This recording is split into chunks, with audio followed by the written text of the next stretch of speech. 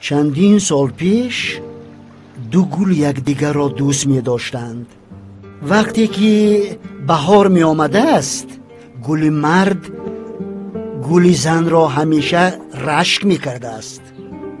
در بهار در بین گلهای بسیار هیچ بودن نمی خواسته است.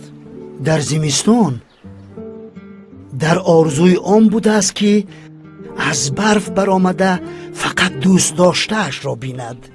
باز بهار آمده است. تمام گلها همه جا را به 7 رنگ آرا دادند. گل مرد آرزویش را به گل دختر نقل کرده است. به گل دختر این فکر پسند آمده است. در خنکی در برف برای همراه شکفتنشان وعده دادند. بهار تمام شد، تابستان رفت، زمستان آمد. برف خیلی زیاد بارید. در بین برف زیاد گل مرد زده برآمده است. به اطرافش نگاه کرده است که دوست داشته‌اش با رنگ‌های زیبایش چشمان اسیر کرده‌اش نیست.